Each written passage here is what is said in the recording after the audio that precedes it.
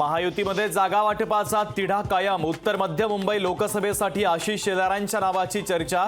भाजप पुन्हा महाजन यांना पुन्हा संधी देणार की शेलारांना मैदानात उतरवणार, याकडे सर्वांचं लक्ष। छगन भुजबळांची नाशिकच्या निवडणुकीतून माघार। नाशिकमध्ये उमेदवार सेनेचा की भाजपचा, याकडे लक्ष।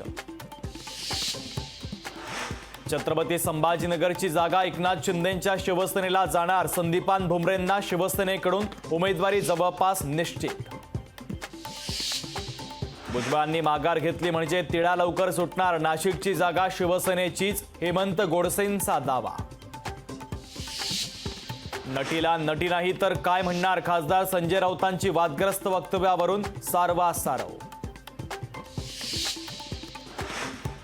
बारामतीमध्ये प्रचाराची रणधुमाळी। सुप्रिया सुळेंनी फोडला प्रचाराचा नारळ, तर सुनेत्रा पवारही उद्या कन्हेरीच्या मारुती मंदिरातून प्रचाराला करणार सुरुवात। काँग्रेसनं ईव्ही फॉर्म न दिल्यानं विशाल पाटलांवर अपक्ष लढण्याची वेळ। विशाल पाटील कोणत्या चिन्हावर लढणार, याची उत्सुकता कायम।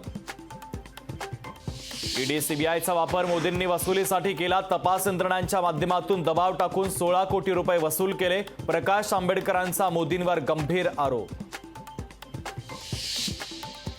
देशात पहिल्या टप्प्याचं मतदान पूर्ण। महाराष्ट्रातील 5 मतदारसंघात मतदान। देशात पहिल्या टप्प्यात 102 मतदारसंघांमध्ये मतदान।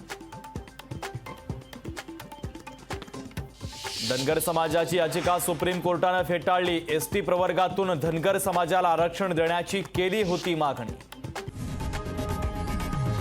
लोकशाही मराठी ऐका, पहा, जागरूक रहा।